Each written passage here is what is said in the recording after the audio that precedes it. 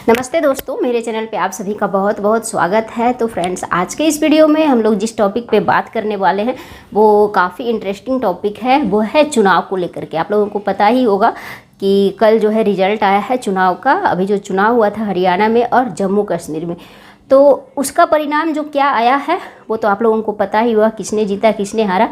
वो सब तो नॉर्मल सी बात है। वो लोग जो है वो काम है वो न्यूज़ चैनल वालों का। ऐसे मेरा ये कोई न्यूज़ चैनल नहीं है, बस मैं एज ए इन्फॉर्मेशन के लिए ये वीडियो जो है वो बना रही हूँ।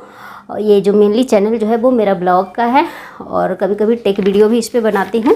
ये यूट्यूब का जो टेक से रिलेटेड कोई वीडियो रहता है, इंटरेस्टिंग रहता है, मतलब किसी को जानकारी चाहिए, इसीलिए मैं इसको बनाती हूँ इस पर। तो आज जिस टॉपिक पे मैं बात करने वाली हूँ वो है चुनाव को लेकर के, क्योंकि मुझे ये अच्छा लगा टॉपिक। और ये टॉपिक जो है वो बहुत लोगों को फ़ायदा पहुँचा सकता है, बहुत सारे स्टूडेंट्स को ये फ़ायदा पहुँचा सकता है, इसलिए मैं इस पर थोड़ा सा डिस्कस करना चाहूँगी। मेरा ये मतलब ये नहीं है कि कौन जीता कौन हारा, किसको कितना सीट मिला, ये सब पे मैं डिस्कस नहीं करूँगी। डिस्कस है जो बिल्कुल अलग हट के है, ठीक है। तो आप लोगों को पता ही होगा कल जो चुनाव का परिणाम आया हरियाणा में और जम्मू और कश्मीर में। तो हरियाणा में आपको पता ही होगा, शुरू से आप देखे होंगे जो काउंटिंग हो रही थी सुबह, पूरा न्यूज़ चैनल वाले तो यही दिन भर चला रहे थे।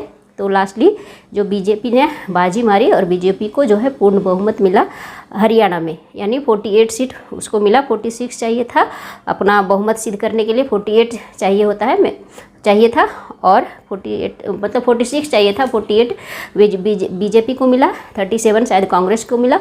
और भी बहुत सारी पार्टी आप भी चुनाव लड़ी थी, जो आम आदमी पार्टी है उसको सीट नहीं मिला, मतलब कुछ वोट मिले, वो सब तो न्यूज़ की बात है, ठीक है। तो जिसको भी जो मिला, ठीक है, हम मतलब जो भी सरकार बनाएगी, चाहे जम्मू कश्मीर में बनाए या फिर हरियाणा में बनाए। जम्मू कश्मीर में आपको पता ही होगा, जम्मू कश्मीर में भी जो नेशनल कॉन्फ्रेंस, जम्मू कश्मीर में जो पार्टी जीती है मेजोरिटी में जो है वो है नेशनल कॉन्फ्रेंस एनसी पार्टी, जिसका फुल फॉर्म उसका JKNC है, ठीक है, JKNC है। तो वो जीती है और मतलब कांग्रेस के साथ मिलकर वो जीती है। कांग्रेस और JC जो है वो दोनों साथ में चुनाव लड़ी थी, तो उनकी जीत हुई। बीजेपी भी कुछ सीटें जीती है, लेकिन सरकार जो है वो किसी की बने, लेकिन जो भी स्टूडेंट्स है, सरकार जिनकी भी बने, जो भी स्टूडेंट्स हैं उनको सरकारी अगर नौकरी लेना है तो उनको GK करेंट अफेयर जो है उनको पढ़ना पड़ेगा, एग्ज़ाम देना पड़ेगा, उनको क्वालिफाई करना पड़ेगा। तो इस चुनाव से, जो भी चुनाव होता है करंट में, उससे जो है पूरे साल जो है क्वेश्चन बनता है। पूरे साल जो भी एग्ज़ाम होता है, चाहे बैंक का हो, SSC का हो, रेलवे का हो, और भी जो गवर्नमेंट का एग्ज़ाम होता है या फिर स्टेट लेवल का हो, या फिर जो भी एग्ज़ाम हो, वहाँ से क्वेश्चन मतलब करंट अफेयर से क्वेश्चन बनता ही बनता है। और चुनाव से तो और ज़्यादा क्वेश्चन बनता है, ठीक है। बहुत सारा क्वेश्चन जो है यहाँ से एराइज हो सकता है। किस तरह से एराइज होता है मैं थोड़ा सा इस पर डिस्कस करना चाहूँगी। वैसे तो मैं ये सब का एग्ज़ाम दी नहीं हूँ, बैंक SSC ये सब का मैंने एग्ज़ाम कभी ज़्यादा दिया नहीं है। मैं जो एग्ज़ाम देती थी वो था UPSC का, जो IAS UPSC जो कंडक्ट करवाती है, IAS इंडियन इंजीनियरिंग सर्विस। वहाँ पे भी करंट अफेयर जो है काफ़ी पूछा जाता था। और BPSC का भी मैं 1-2 बार एग्ज़ाम दी हूँ, वहाँ पे भी करंट अफेयर काफ़ी पूछा जाता है, मतलब पूछा जाता था, अभी भी पूछा जाता है। 33% आई थिंक क्वेश्चन वहाँ से पूछा जाता है।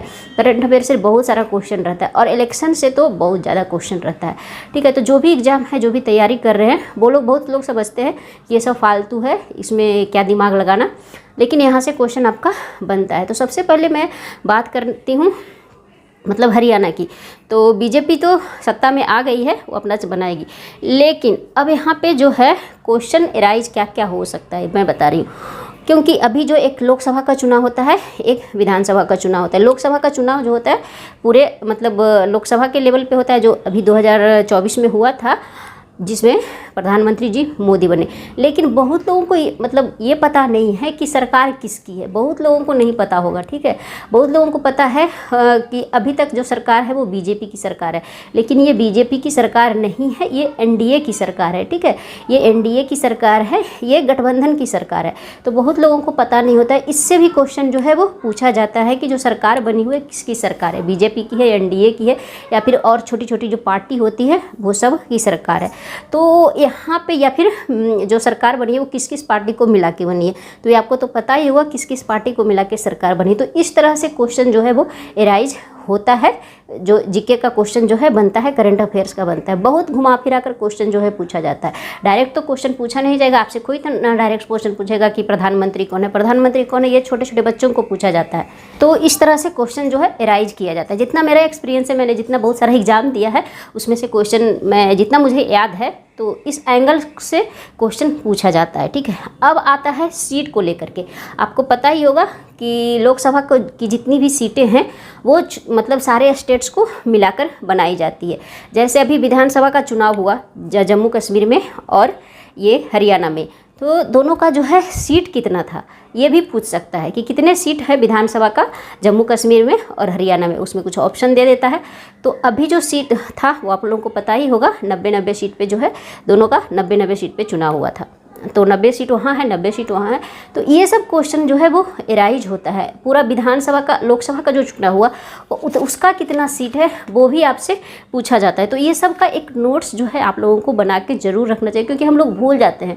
वहाँ पे जब पढ़ने जाते हैं ना, मतलब एग्ज़ाम देने जाते हैं, तो बहुत सारा क्वेश्चन रहता है, सब औच पौच हो जाता है। लेकिन अगर एक नोट्स बना लेंगे ना सब मतलब करेंट अफेयर्स का, उसको पढ़ने मतलब एग्ज़ाम देने से पहले एक बार अगर पढ़ लेते हैं तो उससे बहुत सारा चीज़ आपका रिमाइंड हो जाता है। तो ये सारी चीज़ें जो है वो एग्ज़ाम में पूछी जाती है। लोकसभा का कितना सीट है, विधानसभा का कितना सीट है। अगर लोकसभा का सीट जो है टोटल मिलाकर जो है 545 आई थिंक है, मैंने एक थोड़ा सा नोट बनाया है, मैं पूरा एक बार आपको बता देती हूँ कि टोटल जो है वो कितना सीट है।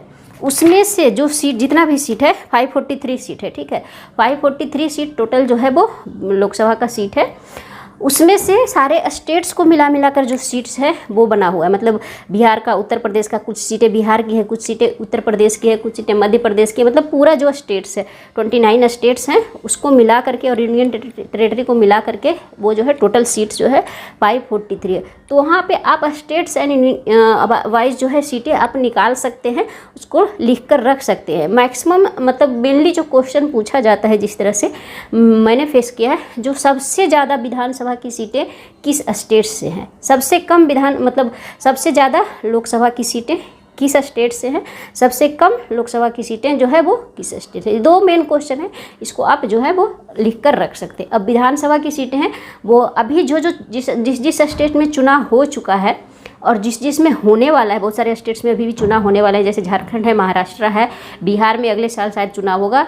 तो जो बिहार का जो जनरल एग्ज़ाम होता है, बिहार का जो बिहार लेवल पे जो एग्ज़ाम होता है, उसमें ये सब क्वेश्चन जो है वो पूछ सकता है कि इसमें विधानसभा की कितने सीटें हैं। तो ये सब क्वेश्चन जो है ना वो बहुत पूछता है। ठीक है, तो मैं इसी पे थोड़ा सा डिस्कस करना चाहूँगी। तो ये जो हो गया कितनी सीट्स को लेकर के। अब ये फुल फॉर्म भी पूछता है। ठीक है, किसी भी पार्टी का, जैसे आप कोई भी पार्टी है तो पार्टी दो तरह की होती है, एक रीजनल पार्टी होती है, एक नेशनल पार्टी होती है। तो कोई भी पार्टी रीजनल पार्टी है, कौन सी नेशनल पार्टी है, वो एक अलग टॉपिक है, ये बहुत बड़ा डिस्कशन है इस पर। ठीक है, तो कोई भी पार्टी जो है, लोकल पार्टी जो है नेशनल पार्टी कब बनती है, उसके लिए उसको कुछ क्राइटेरिया फुलफिल करना पड़ता है। तो अगर सारा डिस्कस करोगी तो वीडियो काफ़ी लंबा हो जाएगा। तो अब छोटी छोटी पार्टी जो रीजनल पार्टी है या फिर जो नेशनल लेवल की पार्टी है, उसका फुल फॉर्म भी पूछा जाता है। जैसे अभी जिस स्टेट में चुनाव हुआ, सपोज यहाँ पे चुनाव हुआ, हरियाणा में चुनाव हुआ, तो इसमें तो आपको जैसे बीजेपी है तो इसका तो सबको फुल फॉर्म जानता होगा। लेकिन एनडीए का फुल फॉर्म जो है बहुत कम लोग जानता है, मतलब जानते होंगे लेकिन बहुत लोगों को नहीं भी पता होता है। तो ये सब का फुल फॉर्म हम लोगों को एक जो है इसका फुल फॉर्म भी हम लोगों को बनाकर रख लेना चाहिए। अभी जो करंट में जो पार्टी बनी थी, मतलब जब लोकसभा का चुनाव हो रहा था, वो एक इंडी गठबंधन हुआ था, उसका भी हम लोगों को फुल फॉर्म है, जो ये काफ़ी इम्पॉर्टेंट है। इसका भी फुल फॉर्म हम लोगों को जो है वो बनाकर मतलब याद रखना चाहिए, उसका एक नोट्स बना के रखना चाहिए। अब जो ये तो हो गया पार्टी को लेकर के कि फुल फॉर्म जो है वो पूछा जाता है। जैसे रीजनल लेवल पे पार्टी जम्मू कश्मीर में चुनाव हुआ, उस पर जो रीजनल पार्टी जीती है एनसी, जिसका नाम है नेशनल कॉन्फ्रेंस पार्टी, उसका भी फुल फॉर्म आपको पूछ सकता है। उसके जो है उससे रिलेटेड भी बहुत सारे क्वेश्चन आपको पूछा जा सकता है। जैसे वहाँ का जो पार्टी से लेकर के पार्टी के प्रेसिडेंट कौन है, पार्टी के जो चेयरमैन कौन है, कब बनाया गया इस पार्टी को, इसका चुनाव चिन्ह भी क्या है, ये सब भी पूछा जा सकता है। बहुत सारे जो है क्वेश्चन एराइज होते हैं। जो पार्टी जीती है उसका भी, जो नहीं जीती है, सत्ता में नहीं आई है, जैसे एक पीडीपी पार्टी थी, वो उनका प्रदर्शन जो है वो काफ़ी ख़राब रहा। तो हर चीज़ का जो है पूछा जाता है, पूछा जा सकता है पीडीपी जो है वो किस स्टेट की रीजनल पार्टी है, वो भी आपसे पूछा जा सकता है। तो ये सब चीज़ों को मतलब जहाँ चुनाव हुआ है ना, उसका हम लोगों को एक नोट्स बना के ज़रूर रखना चाहिए। और पार्टी वगैरह का नाम जो है वो मतलब अब मुझे थोड़ा थोड़ा याद रहता है। बहुत लोग जो है इसे बेकार समझते हैं, लेकिन यहाँ से क्वेश्चन जो है वो बहुत पूछा जाता है कि चुनाव जो है बेकार है, एक मैच वगैरह जो देखते हैं वो बेकार है। लेकिन ये दोनों से, मैच से भी बहुत सारा क्वेश्चन पूछा जाता है और चुनाव से भी बहुत सारा क्वेश्चन जो है आपका करंट अफेयर का पूछा जाता है। तो करंट अफेयर जो भी डेली बेसिस पे होता है वही तो हमारा करंट अफेयर है। तो इससे हम लोगों का क्वेश्चन जो है बहुत आ सकता है। तो ये हो गया। तो इंडिया गठबंधन को लेकर के भी बहुत सारा क्वेश्चन पूछा जाता है। अब है कि अगर जो है अभी जो भी सरकार बनेगी, अभी तो अभी तो ये सरकार का शपथ ग्रहण होगा, वो तो बाद में देखा जाएगा ये कौन सीएम हुए हैं और उसमें क्या क्या हुआ है, तो वो सब तो बाद में देखा जाएगा। उस पर मैं अगर होगा तो मैं कुछ ज़रूर वीडियो बनाऊँगी। अभी जो है लोकसभा को लेकर के इससे भी बहुत सारा क्वेश्चन जो है आपका पूछा जाता है।